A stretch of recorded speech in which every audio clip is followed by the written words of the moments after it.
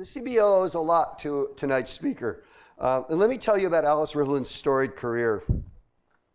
No one has done as much to advance the field of systematic policy analysis and the field of public policy analysis as Alice Rivlin.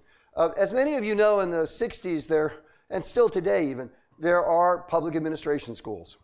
Public administration was concerned with how do you administer laws, how do you implement, not actually even how you implement, really how you administer them. And it never really sort of stopped to ask very often, is this a good public policy or a bad public policy? And in the 60s, the notion grew that it was possible to actually analyze public policy and come up with better laws. And Alice Rivlin was at the center of this movement starting very early on. She graduated from Bryn Mawr in 1952 and immediately went to Europe and worked on the Marshall Plan, wrote a piece about the Marshall Plan that was widely circulated and had an impact on post-war thinking about the Marshall Plan, and I guess it was weapons capability and the capability of Europe to produce weapons and so forth. In 1958, she graduated with a PhD in economics from Radcliffe College of Harvard University. She spent time at the Brooking Institution, one of the major policy analysis places in the country, in every decade since the 50s. But she's been in and out and doing other things. So for example, in 1968-69, she was the Assistant Secretary for Planning and Evaluation at what was then known as Health, Education, and Welfare Department. That was under Lyndon Johnson. In 1970, she came to Berkeley and she gave a talk on systematic thinking in social action. That became a Brookings classic today, and for many years was one of their best-selling books, and it was all about how to do a better job of actually analyzing public policy. She was the founding director of the Congressional Budget Office from 1975 to 1983. She got a MacArthur Genius Award in 1983. She was deputy director of OMB and then director of OMB during the Clinton administration from 94 to 96. That made her the first woman ever of cabinet rank. Notice the late date. Took us a while. She was a member of the Federal Reserve Board, a governor of the Federal Reserve from 96 to 99, and also the Fed's vice chair. So she has held exceptionally high and important policy-making posts in the US government. Now that's just a part of what she did, and I'm not going to recount everything else, but all of this might not have happened except for a story she told at lunch today. And I hope you don't mind recounting this story. So while in Europe, she decided that she was interested in this new field, which she wasn't quite sure what to name it, but it had to do with making better policies, like the Marshall Plan. And so she applied to the Littauer Public Administration School at Harvard University, thinking that was the perfect place for her. She got back a letter that said they'd had unfortunate experiences with young women of marriageable age. And this is a letter that would be highly illegal today, to say the least, and wrong then as well, and said, well, maybe she really shouldn't come to the Littauer Center. Instead, she should apply elsewhere. Well, she applied to the economics department at Harvard, got in, got her degree, and then she set out systematically to change public administration, which she did. And of course, eventually, the Harvard Littauer Center became the Kennedy School of Government, which focused on public policy analysis about the same time that the Goldman School of Public Policy began in the 1960s, late 1960s. And she eventually served on their advisory board, no doubt reminding them, I hope, that they better do better in the future. Anyway, so all of this might not have happened except for that. And not that it was a good thing that she wasn't admitted to the Littauer Center, but it is certainly a good thing that she completely changed in so many ways our thinking about what public policy could do. So let me welcome one of my heroes, and I think hero to many people in public policy, Alice Rivlin. Thank you for being here. Thank you for that overly generous introduction, which I greatly appreciate. We did inherit a very interesting staff called the scorekeeping staff. And somebody, I think, had to explain to me what scorekeeping was. But it was extremely valuable to have about, I don't know, 7 or 8 people who had actually worked for the Joint Committee on the Budget or something like that. It was a committee that didn't actually exist. The scorekeeping staff would go back and forth between the House and the Senate, depending on where the action was, and score bills, meaning saying how much is this going to cost. Scorekeeping was important even then, although it has become much more important since. Its importance increased as the world got more and more focused on the deficit. But anyway, back then we were setting this whole thing up. We were very lucky to have John, and he really threw himself into it, and then went on to a distinguished career in which I think he used some of the things he learned at the CBO and taught about them and about other things. So John is one of the distinguished alumni of the CBO. It's a good place to be from. People have gone on to high places in government and outside government. To 2 of the major national security think tanks are now run by CBO alums. So I'm very proud of the CBO.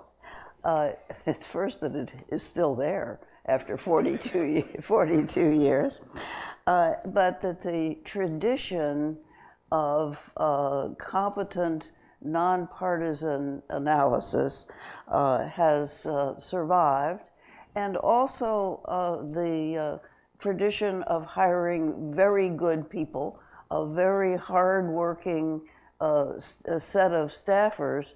When the Congress is crashing on a bill and needs a score, these people work around the clock to get it as close to right as they possibly can. And I always wondered whether the Congress really knew that there were people at the CBO at 4 o'clock in the morning trying to figure out what the right numbers were, when the members might actually not have known the difference. But CBO was very dedicated to getting it right. And the other piece of the early tradition that I'm very proud of is CBO reports are quite readable. And that really is a tradition that we established at the very beginning, because we hired a bunch of scholars. And scholars don't write the way that people who need to do things and absorb information quickly need to have it written down. And early in my tenure, I established a writing course, and we thought about how are we going to get people to take this. Well, we better make it an honor. We better be able to say, you have been chosen for the opportunity to take this writing course. And we got a very good person from the Rand Corporation to teach it. And I think it has made a difference over the years, because we set a standard that if you're going to write about this legislative stuff, you better make it accessible to the people who legislate, and you should picture your audience as a very tired congressman flying home to his constituency with a stack of reports in his briefcase And if he's going to read yours, it better start with a paragraph that he can understand, or he's going to put it on the bottom of the stack. Those traditions have survived. So has the partisan sniping at the CBO.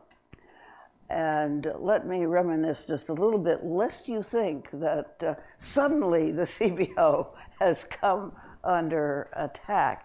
The most comparable situation to the current one, in which the high officials of the Trump administration have said they didn't believe the CBO numbers, including the budget director. I was quite appalled by that. But when President Reagan was elected in 1980 to start out in early 1981, he had been governor of California, and so he is one ahead of President Trump, who has never held public office. But he didn't know a lot, and neither did the very able Californians that he brought with him, about anything in Washington. I had the unusual opportunity, because I was at this department called Health, Education, and Welfare, which no longer exists, to help the new administration get started. And it was one of my little moments of real personal power, because I didn't know anything about what the department did. And they said, well, you know, what's this program? What's that program? And they had to make a budget amendment to the previous outgoing president's budget. And so I said, well, you know, this is a good program. This one I think we could not increase. Put $100 million over there, produce this, and they did it.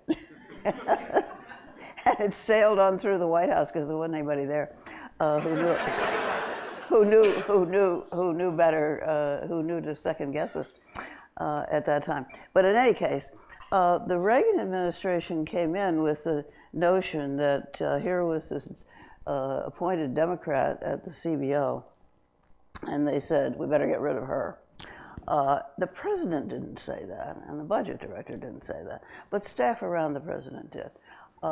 And the reaction in the Congress was very gratifying to me. The leaders of the Congress, Bob Dole and Pete Domenici, who was then the chairman of the Senate Budget Committee, called the White House right away and said, I don't think you understand. She doesn't work for you. She works for us, and she has a fixed term, and that you're not replacing the CBO director, and so they backed down. But the CBO estimates have always been controversial. If you are very much in favor of passing a bill, then you think it'll do a lot of measurable good, and it won't cost very much. And if you're opposed to it, you think the opposite. And that's not surprising. But I always thought if we were getting slings and arrows from both sides alternately, or even sometimes at the same time, that we were doing pretty well.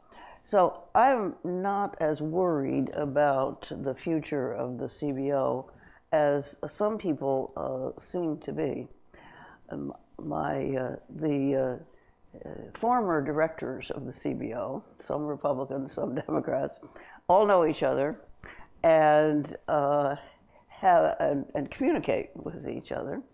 And the last set of blasts at CBO coming out of the administration caused a flurry of emails, and there was to be a hearing, but the hearing got postponed.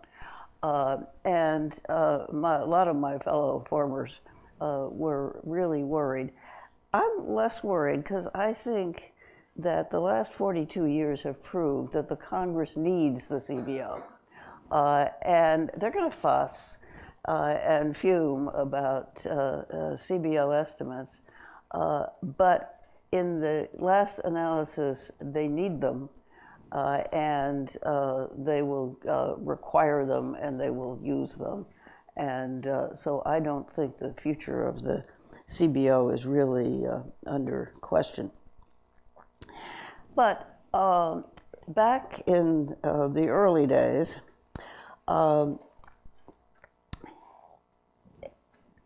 we were really, I think, very optimistic about how policy analysis could change the world.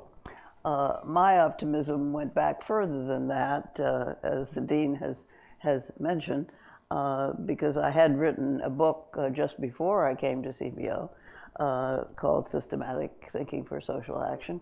And it was a pretty optimistic book about how decision policy could be made better by looking at the effects and the costs of programs and new ideas. I still believe that, and I think it has happened. Policy analysis has been transformed in that period. We have a lot more data. We have greatly improved tools, both the hardware, which does things in seconds that used to take longer, and the software and the statistical techniques that have gotten more sophisticated and solved some of the problems that were justly criticized by previous estimates. The policy challenges have also gotten more numerous and I think more complex. There's some very new ones, or at least we weren't worrying about climate change in those days. We weren't worrying about terrorism. We weren't worrying about the rise of China. We were worrying about the rise of Japan, which seems a little quaint now.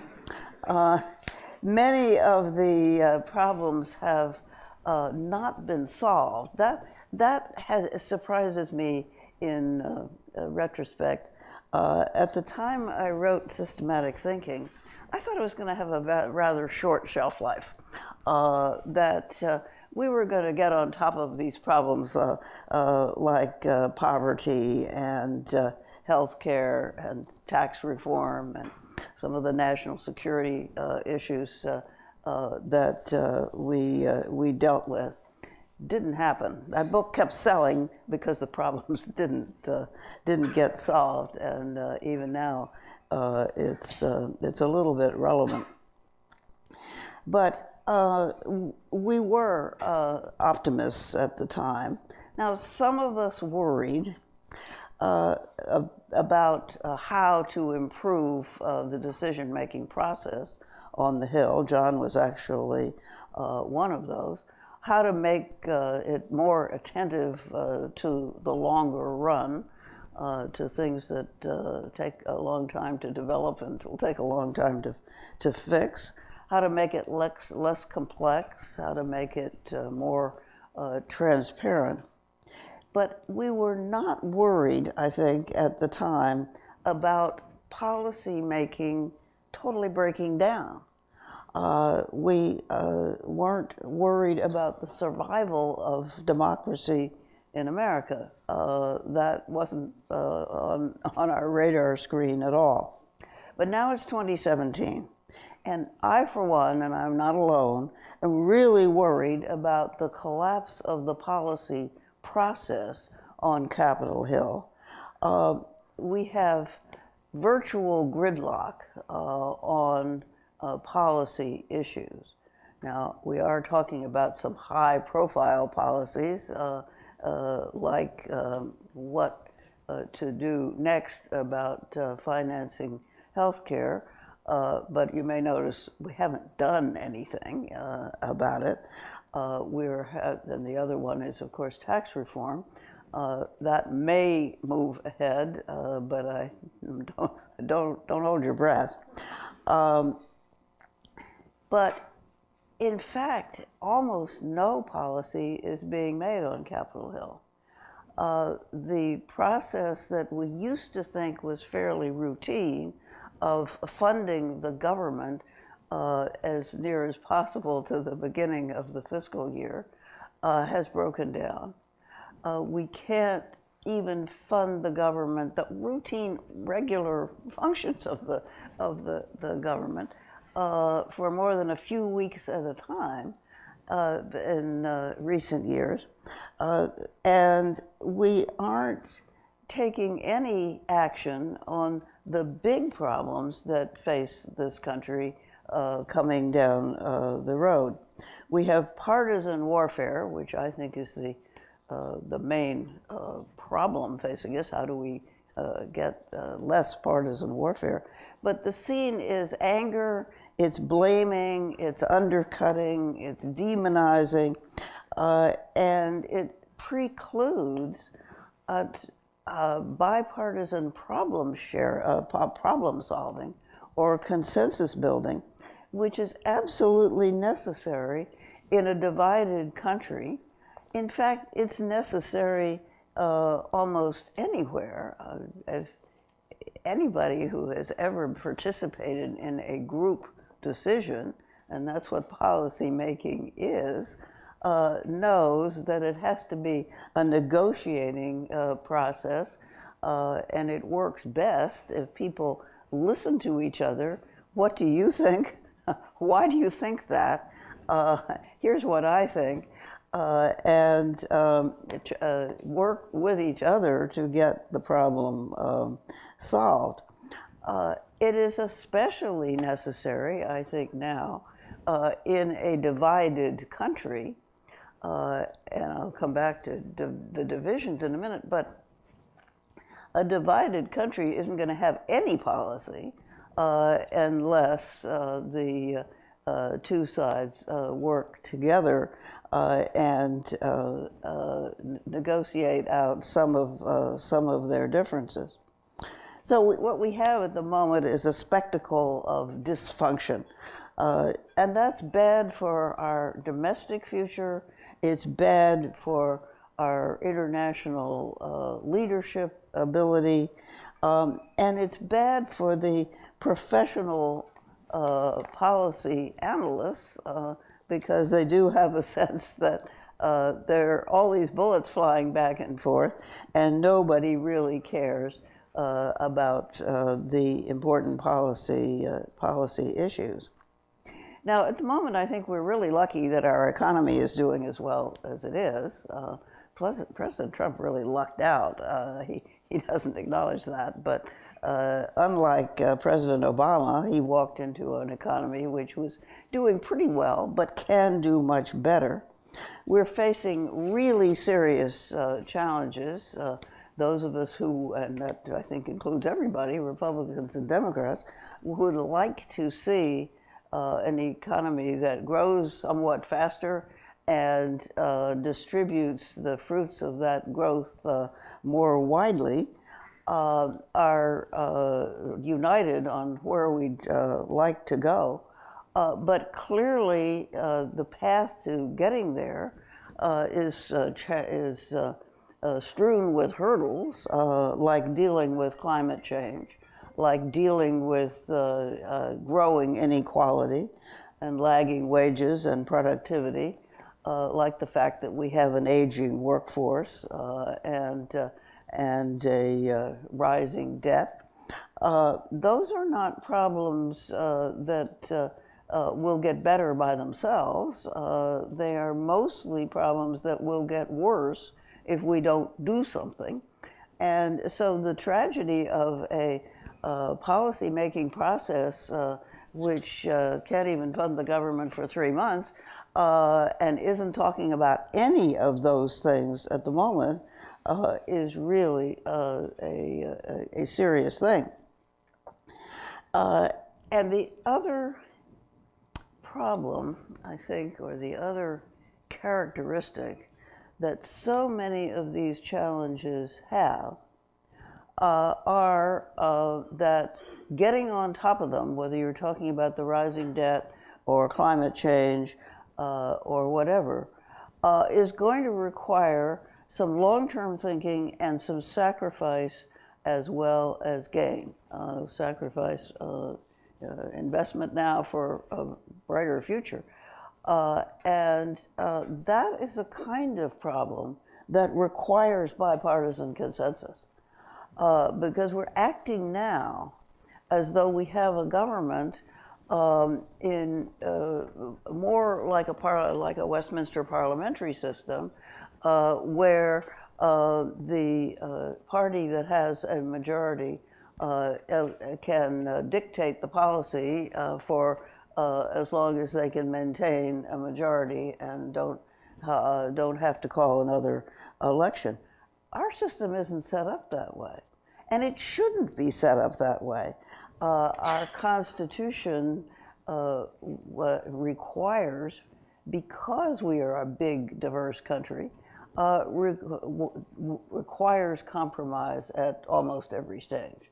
The Founding Fathers knew that in a country of this size and diversity, or even the diversity that it had at that time, urban and rural and north and south, that they were going to have to proceed very, very slowly. The Constitution itself had lots of compromises in it, compromises we wouldn't make today about slavery, for example, but were the only way to get those diverse states to be one nation.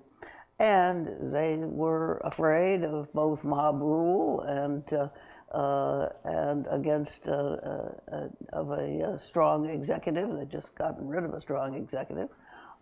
So they set it up so that there had to be multiple compromises within the House, between the House and the Senate, between the Congress and the President, and sometimes with the courts. And we have forgotten that that is of the essence of policy making. Well,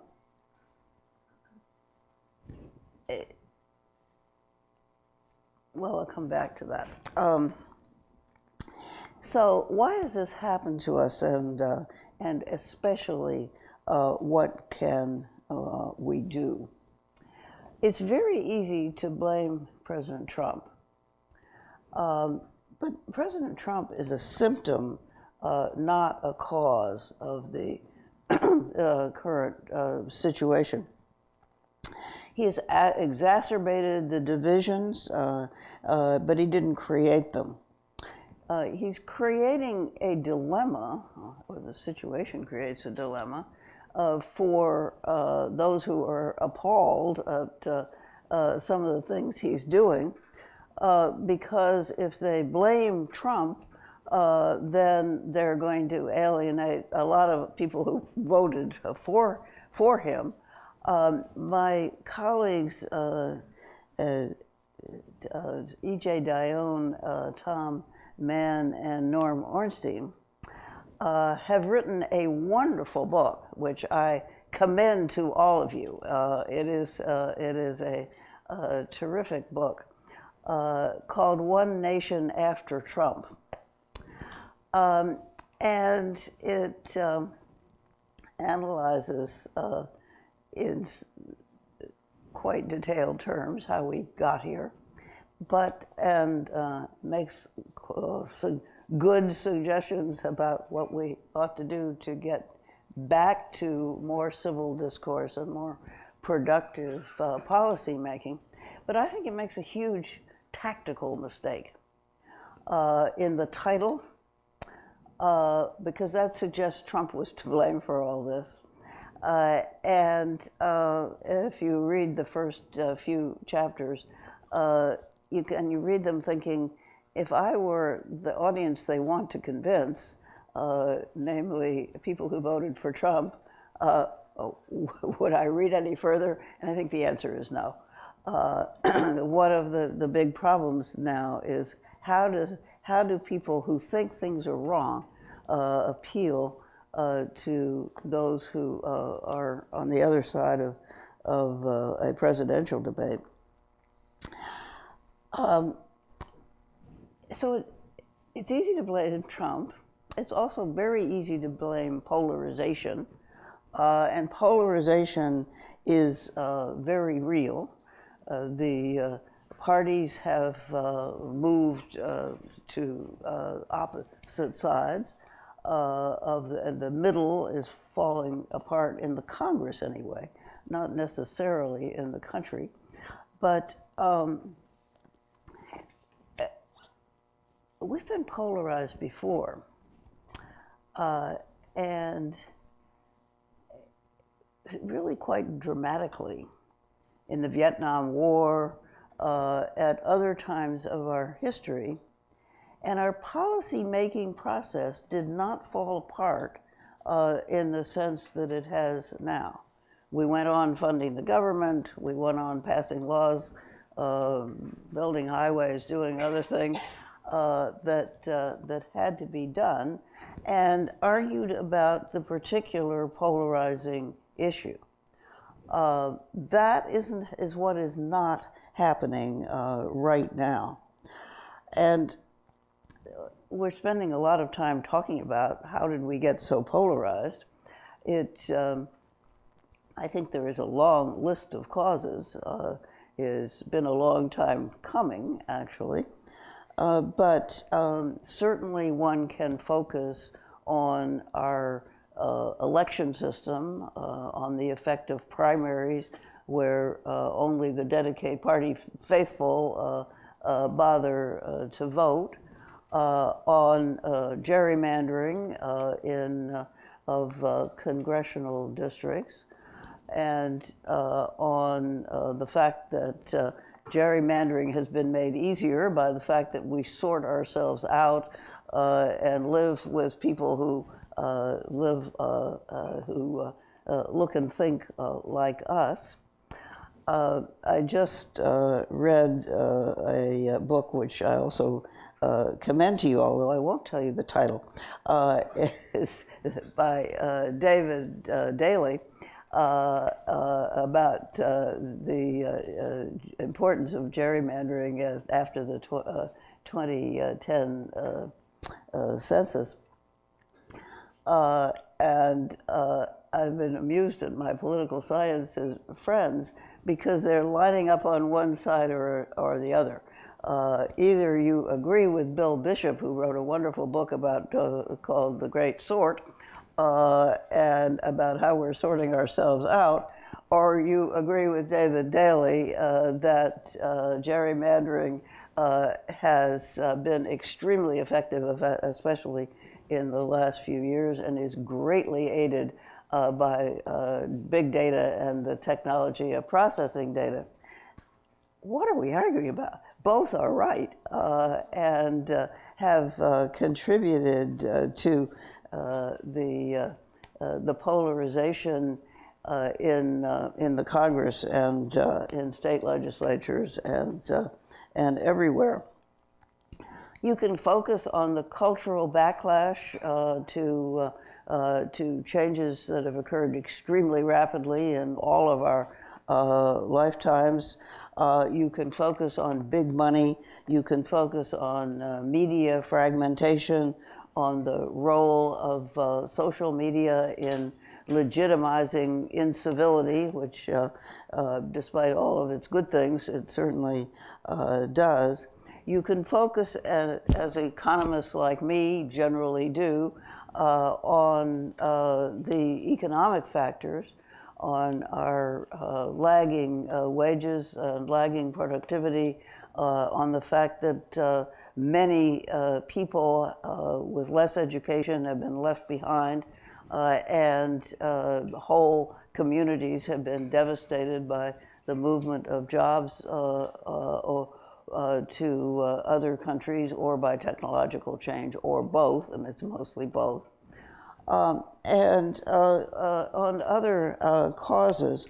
But the point is, I think, that we can correct some of these things, like primary reform, where California is on the leading edge, like redistricting, and like independent commissions for redistricting, we can certainly realize that polarization makes policy making harder, but I don't think it makes it impossible. The past does not prove that, and we need to learn, if we're going to be a polarized society, how to make policy again across the divides, or we won't make policy at all.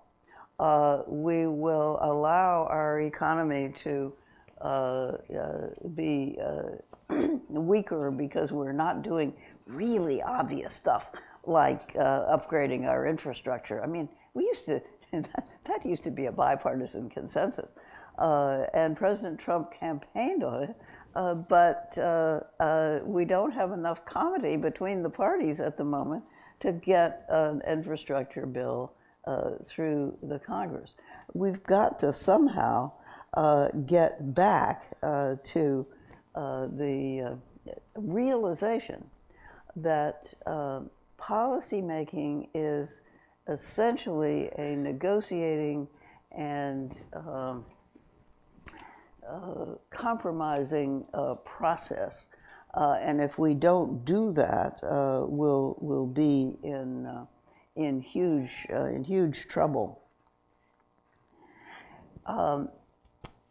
The Affordable Care Act and repealing or replacing it is certainly the most extreme example right now of the tragedy of doing policy this way. We need not have had this agony. First place, the Affordable Care Act, which has come to be demonized as something which is going to transform America, is actually in its most important and controversial aspects a niche program, a rather small program. Most people have health insurance. Most people are covered by their employers or by Medicare or by Medicaid, and we had been worrying back in the Clinton administration and before that about the growing number of people who weren't covered by any of those programs, but there aren't really very many of them. These were the people who had to buy insurance on their own in the individual insurance market, which everybody acknowledged was a terrible market because insurance companies engaged in trying to make money by having only the healthiest customers rather than by competing with each other for improving service. So we were trying to figure out how do you fill this small niche.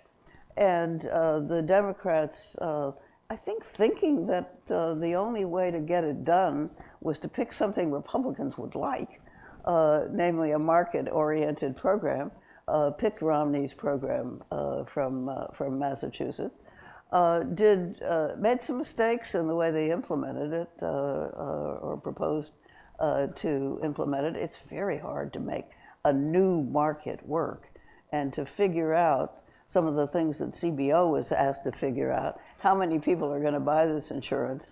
How many people are going to pay attention to a mandate, because you need a mandate or something like a mandate to get healthy people into the pool. And they probably could have designed it better. If in 2009, 2010, they had been able to work across the aisle and pull in some Republican votes, I don't think we'd be having this conversation at all. If there had been enough Republican support so that it couldn't be labeled Obamacare and demonized in this way, we would probably have revised it several times in the last few years to correct the mistakes, which is what used to happen in the Congress when you passed a bill and it didn't work out exactly like you thought. Then you passed some amendments that made it work better.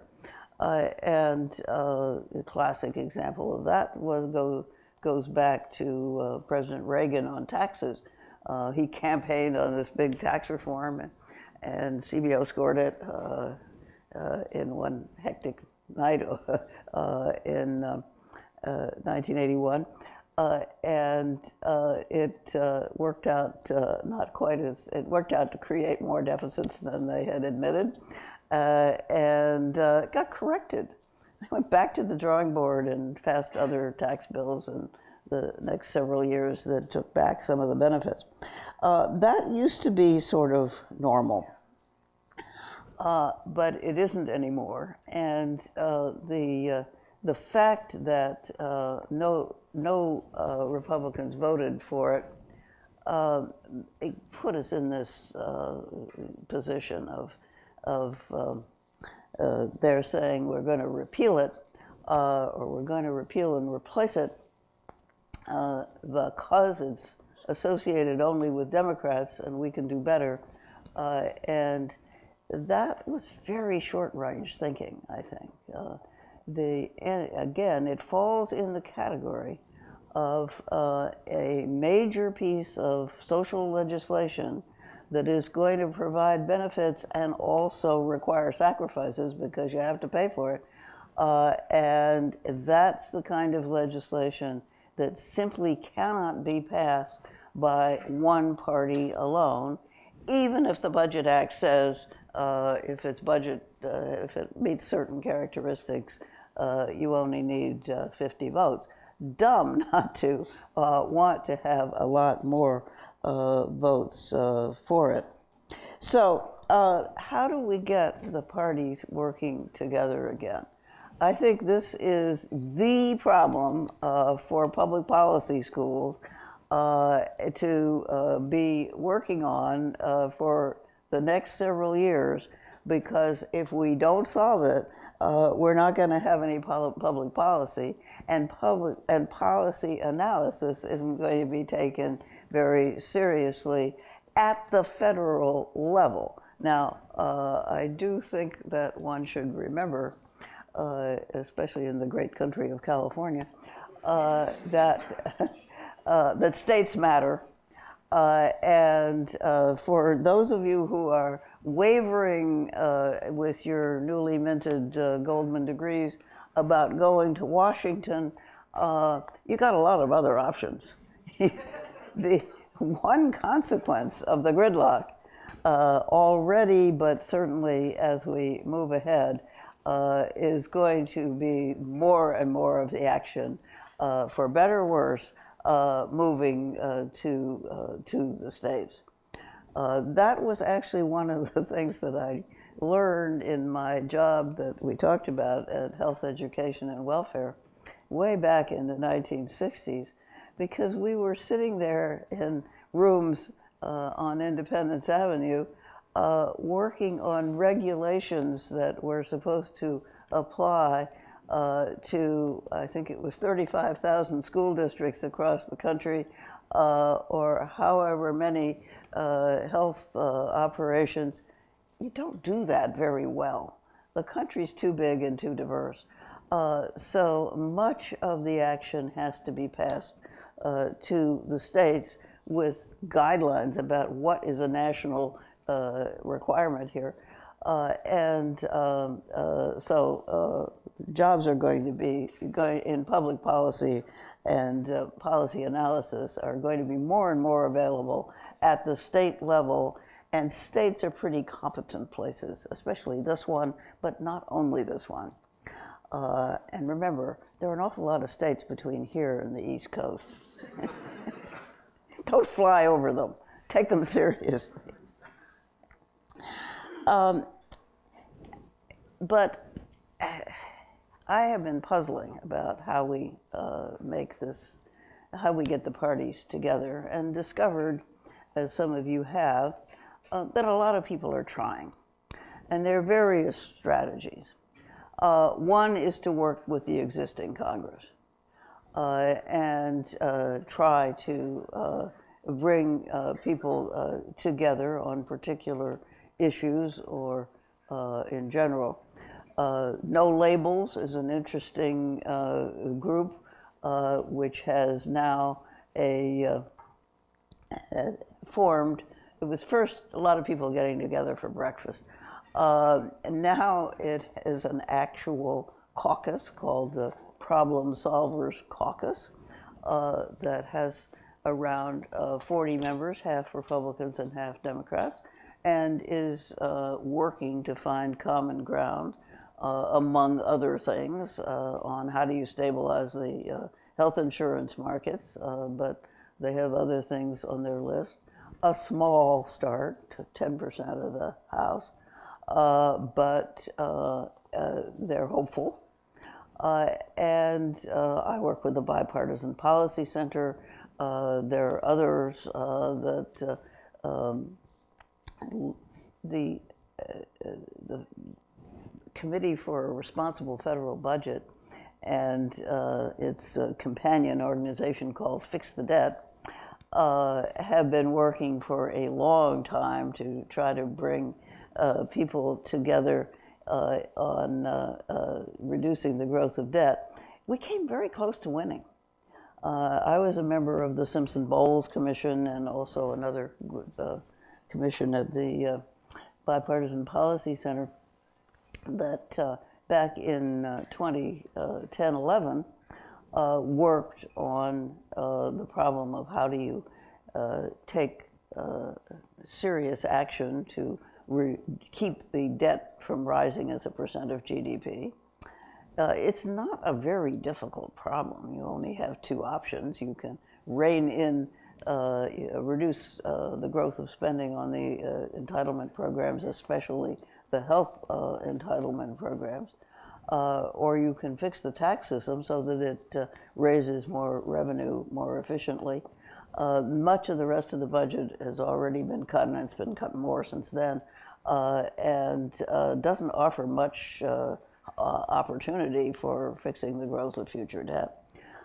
So everybody knows what the options are, and we came pretty close, I think, to getting agreement in 2010, 2011. But then it all went downhill from there. And there's no conversation about the debt anymore, zero. And yet it's still growing. It's 77% of the GDP, and we should do something about it. One can work at making the Congress more moderate, meaning primary reform and some of the things that people have looked at. Not terribly obviously effective, but certainly worth a try. Or one can mobilize some of this big money to support candidates that are not extreme. Or one can mobilize some money, and a group called the Centrist Project is trying to do this, to support independents, centrist independents, with the idea that they could be the ones who move back and forth between the parties and try to broker a deal. All of those things are important, and I would say let's do as many of them as we possibly can. But I think the role of educational institutions has got to be played seriously. And one could do worse than starting with public policy schools. Public policy schools do a lot of teaching that says, here's how it ought to work, here's how it used to work, here's why it has broken down, but I don't think very much about what to do about it, and particularly training future leaders, and that's what you are, to practice the art of negotiation. And compromise is a dirty word, so I hesitate to use it. Building consensus may be better. Building acceptable policy that the public that both parties and the public can support. Take the techniques of actually getting to getting a solution to problems on which views differ sharply, have been defined and worked on, but they need to be practiced. If you don't come into public office with a base of thinking about how do I work with people whose views are different to achieve some solutions here, you're in trouble. So I'd like to start in middle school, and turn out students through high school who have practiced these techniques. Until we find a way of doing that, one could start at the Goldman School and build into the public policy curriculum not just a course in conflict resolution, I'm sure you have one, and negotiation. Build it into all of the courses on substantive issues, and let people practice how to do this. So finally, back to the CBO and to policy analysis. I don't think policy analysis is really threatened over my lifetime. Politicians have become more and more dependent on estimates and on knowing what the effect and especially the future effects of their policies are likely to be. Whether you work at the federal or the state level, or indeed in think tanks and even in lobbying organizations who want to come in to the conversation armed with some good evidence and facts because they'll be more believable. Whatever route you choose, I think that policy analysis will be there. But the real threat to it is the partisan warfare and the parties' unwillingness to work with each other.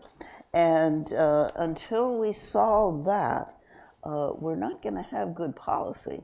So I would commend to you, hope that all of you would go out and work on the solutions to the partisan warfare problem, as well as on doing good policy analysis. Thank you. Thank you.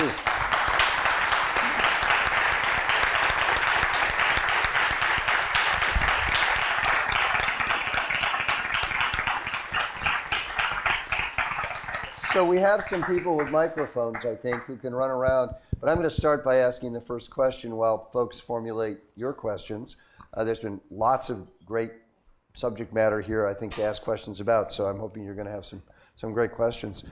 I want to ask you about the title we had, which was about fake news. It seems to me that on the one hand, it used to be, for example, in Washington, when anybody had a problem, they would say, what we need is a new Marshall Plan. And then they would come up with some idea of whatever that meant. And usually it was sort of a really half-baked idea. And I think CBO and other institutions in Washington now discipline people by making them think a little bit more about, well, what do you mean by a Marshall Plan? How would that really work? And is that anywhere near a solution to this problem? So and how much would it cost?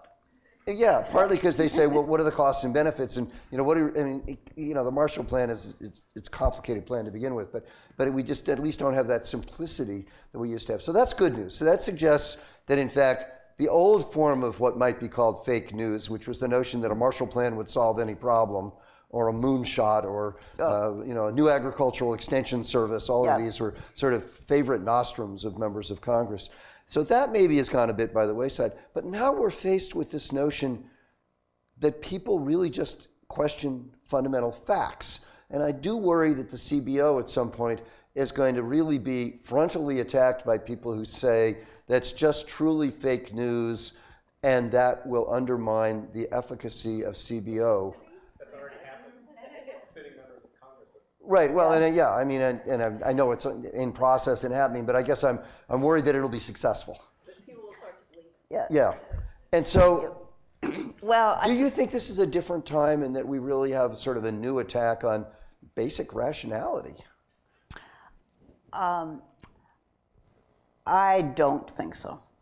I think there has been attack on rationality for a long time. It is a new feature to have the President of the United States questioning facts, including facts that were obviously provable.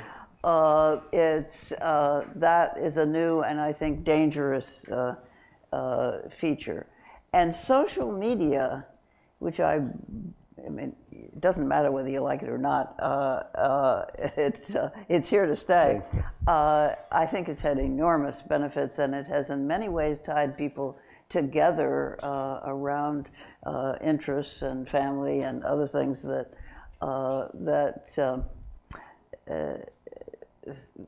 were much harder to tie them together around. But it does. The whole internet has this problem of not being verifiable or not easily.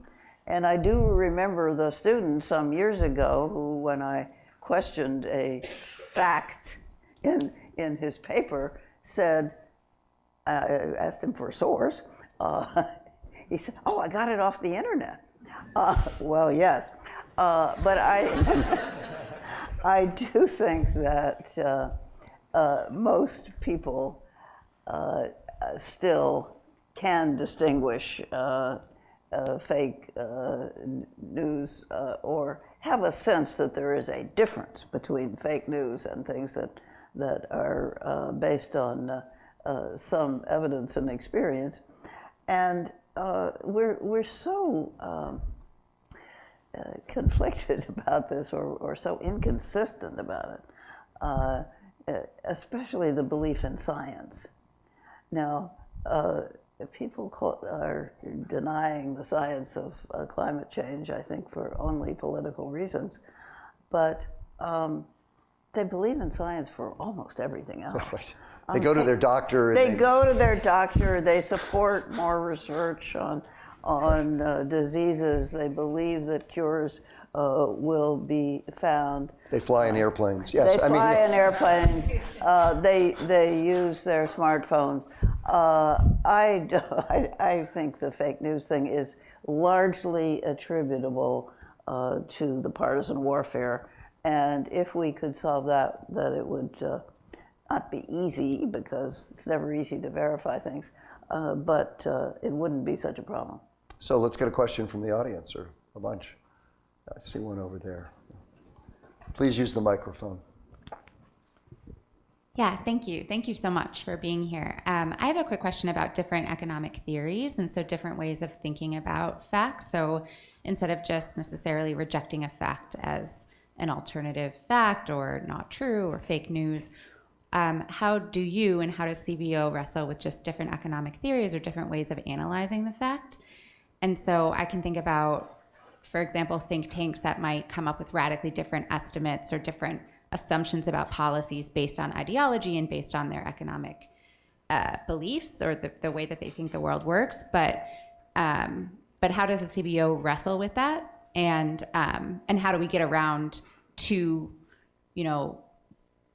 two firms or two think tanks that use evidence and analysis but come up with remarkably different outputs, basically? Thank you. Well, I think in the first place, I think non-economists generally exaggerate how much difference there is among economists. I'm married to one, and people say to us frequently, "Do you argue all the time?" Not about that. But take the effect of tax cuts, for example. There certainly is a strong belief among people who think the government does too much anyway, that lower taxes would have a very positive effect on economic growth, even at a time when we have full employment. I've never quite understood how the mechanism works there, because actually the only way you grow an economy faster is you have more people working, or those people are more productive. But I think the theory is if you cut taxes, there will be more resources for investment in productivity growth.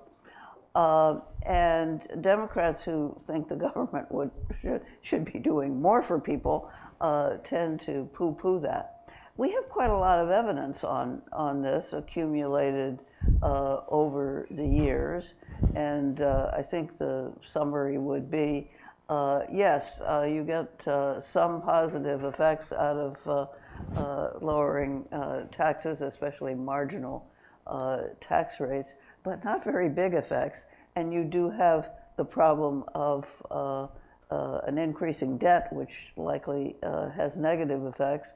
And when you do a really serious analysis of the pluses and minuses, I think you can get most people to agree, yes, there's some effects, but they aren't very large.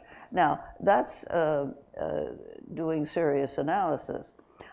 Is it always going to be a good slogan to say, I'm going to cut your taxes? Sure. I mean, who wouldn't vote for somebody who was going to cut your taxes? So I think that's going to be around for a while. The other example that springs to my mind is there used to be enormous contention between the people who thought that monetary policy should be run by a rule about how fast the money supply should increase, and those who thought it should be adjusted to what was actually happening in the economy. That argument has mostly gone away in the economic profession, in partly because we don't know what money is anymore. We have so many forms of money that a simple rule of control the money supply so it will only grow at X rate is impossible to implement. And that's a little overly simplistic, but a lot of these kind of old theoretical discussions are mostly not as important as they used to be, but the basic attitude of we want the government to do more or we want the government to do less is definitely there, and it's going to be around forever, I think, especially in the United States, where we have a tradition of very long standing of being anti-government. Yep. Another question? Hi, thank you. I was wondering, to what degree does the CBO make their methods of analyses transparent, and so that critics and scholars can critique it and uphold its accountability? And if it doesn't make those methods transparent, why not? And if you can tell us that, and then what does uphold the accountability? There are experts sitting in the front row who know exactly what CBO does, but I'll give my attempt at the answer. I think CBO has historically done quite a remarkably good job of explaining how it gets estimates and how it makes estimates, and also of going back as well as possible to where they made mistakes and why they made them, and to correcting the estimates in the light of new information. Back when I was director, it has not faded, there was always this idea that we had some models which would tell us everything, and we would just run the numbers through the models. We wouldn't need very many people to do that, actually. But if you think about the problems that CBO faces, especially on cost estimates or of a future piece of legislation, there are no models of the future. You're always looking at what can we infer from what happened in the past as to what might happen as a result of this piece of legislation. If it were existing law, you wouldn't be worrying about it.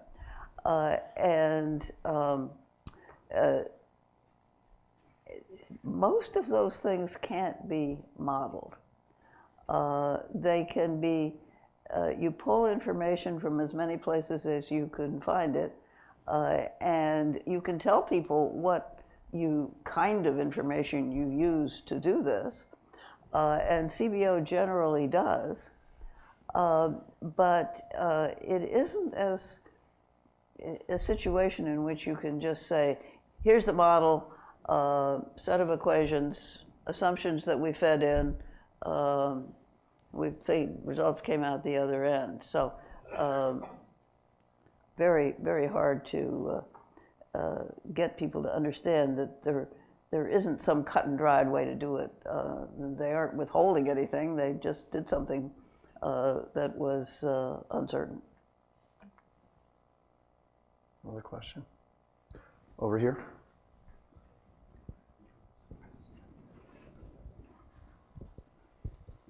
Thank you. Good afternoon. I'm a huge fan of metaphors, and a metaphor you used earlier was a spectacle of dysfunction, so I want to compliment you on that. I really enjoyed that. And I think Speak a little louder. Oh, okay, gotcha. Yeah, Yeah, sorry. mouth, yeah. I'll put it closer to my mouth. There we go. That sounds better.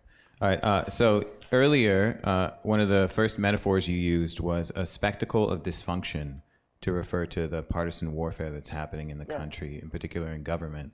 And so you also said that fake news might be a consequence of the partisan warfare. I like the metaphor because I'm curious what you think can be done to reduce the spectacular nature of the partisan warfare such that perhaps it can be resolved, because I think there's an incentive to it keep going if people are entertained by it.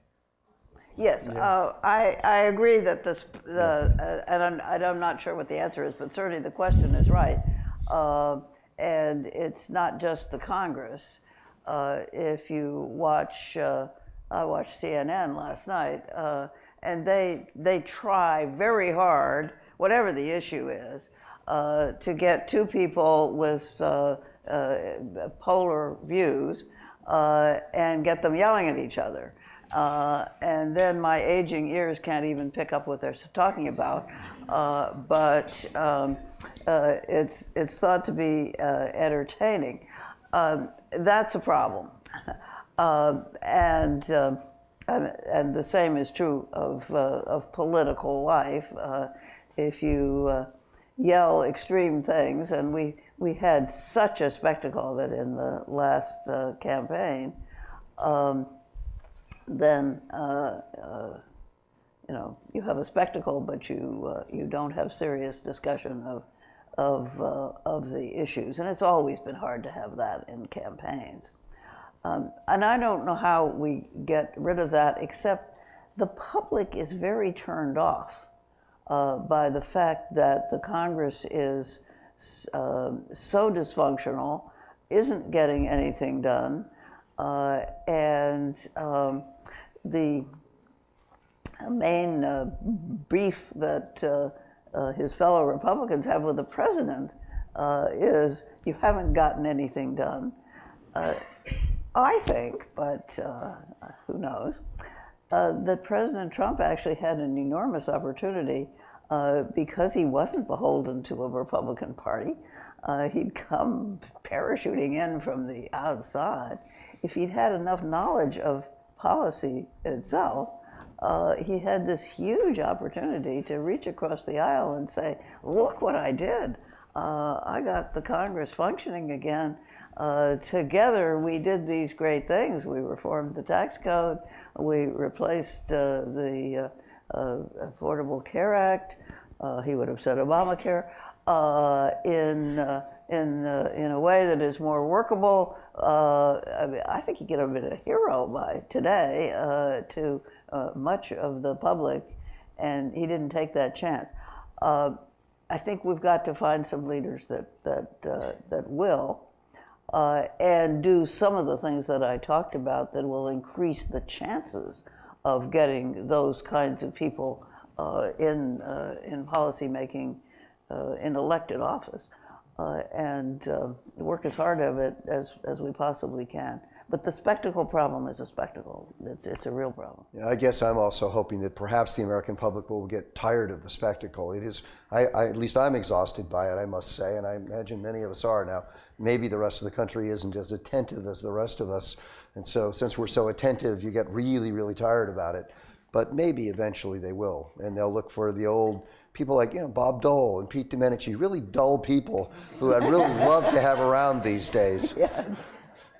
Well, not obvious yet. I mean, we did have John Kasich in the Republican. And talk about good old dull John Kasich. Yeah. Would have been much better than this. Anyway, more questions over here.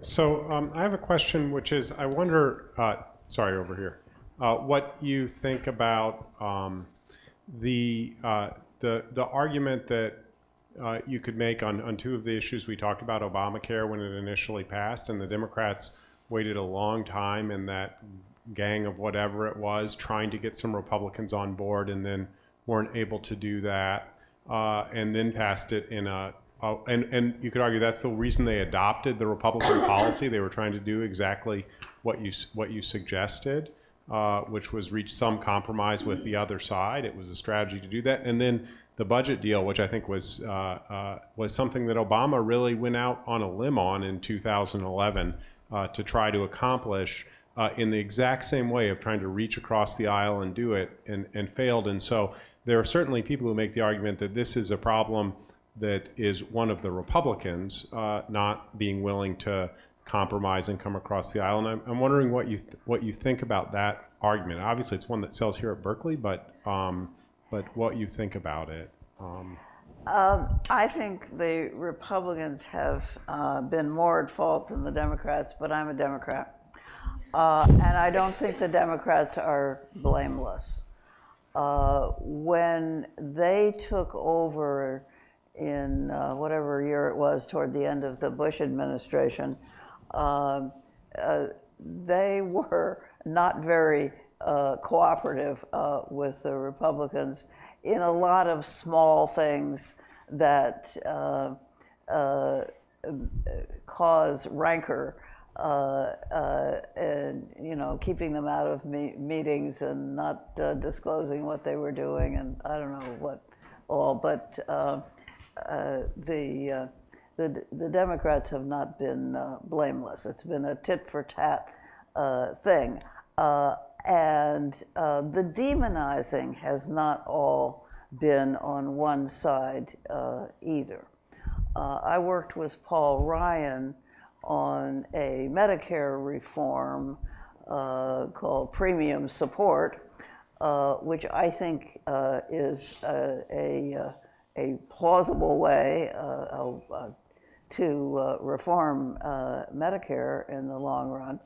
He had a very severe, stingy way of doing it at the beginning, but he sought me out when we were on Simpson Bowles, and because he knew I'd been working on this with Senator Pete Domenici, and said, "Can we do a bipartisan proposal here?" And he moved very fast to the middle. It didn't take much argument at all, and we did it too late to sell it to Simpson Bowles. But he later worked with Ron Wyden on a bill.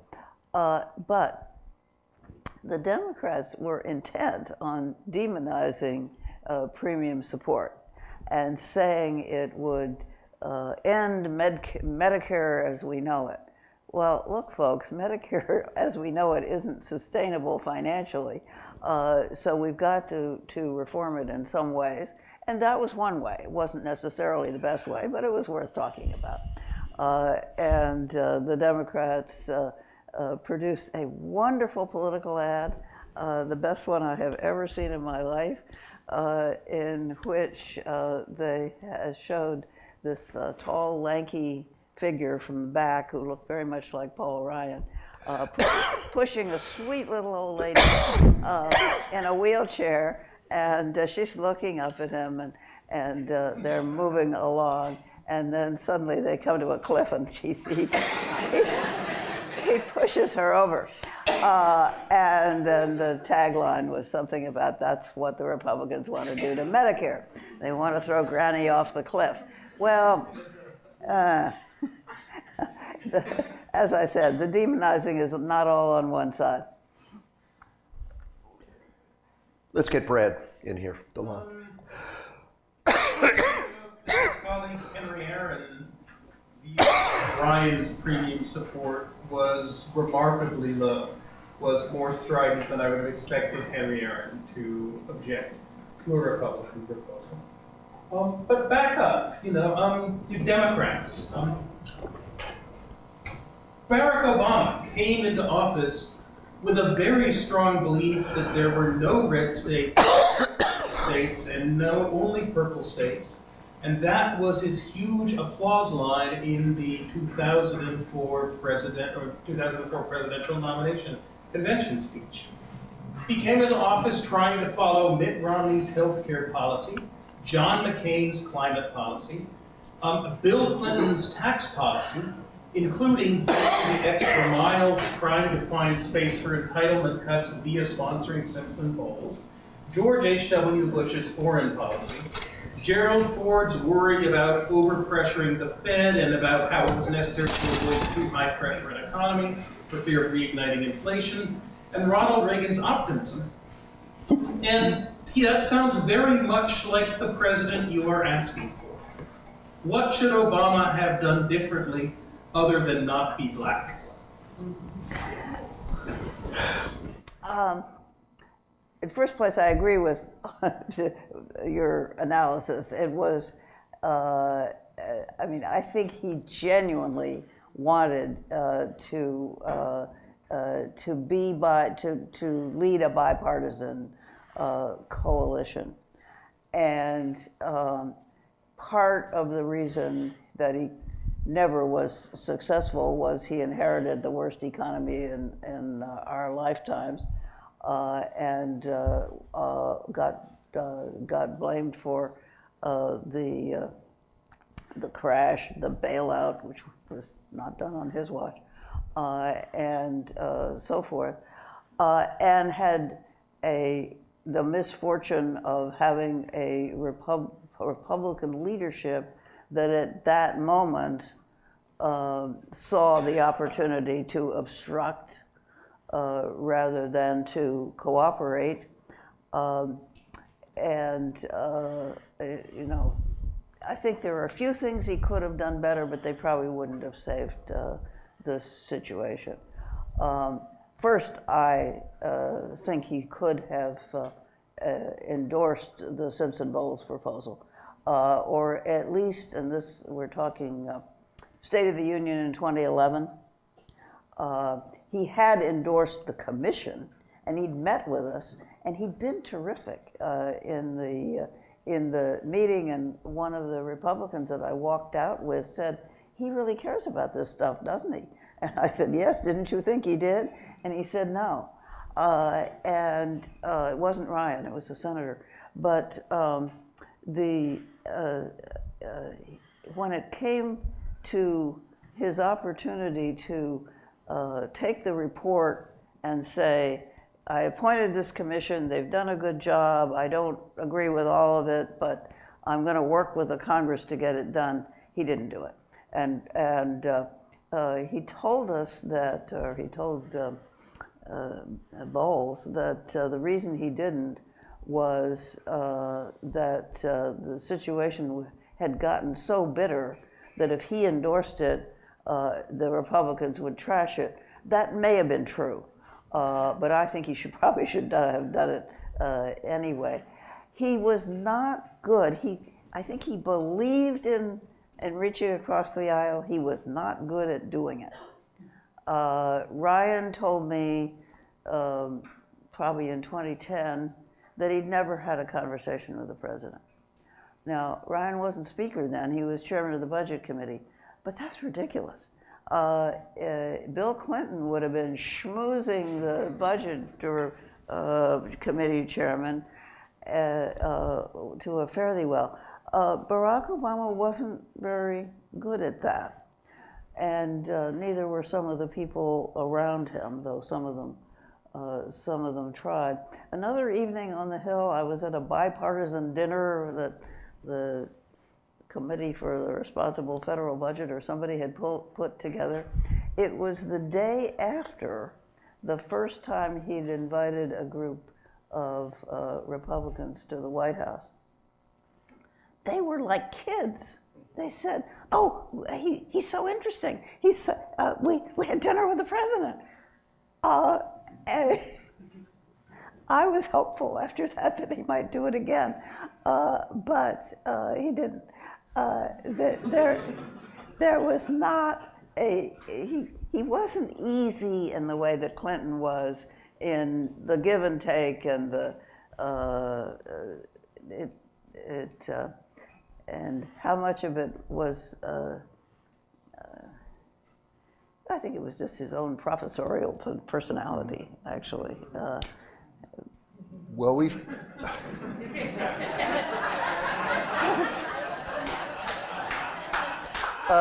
and I am one.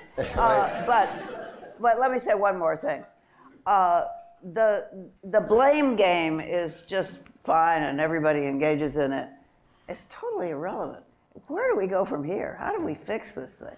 And the obsession that some of my colleagues have, Henry's one, you mentioned Henry Aaron, with saying, but it's all the Republicans' fault. And bipartisanship is just compromising with people we shouldn't compromise with.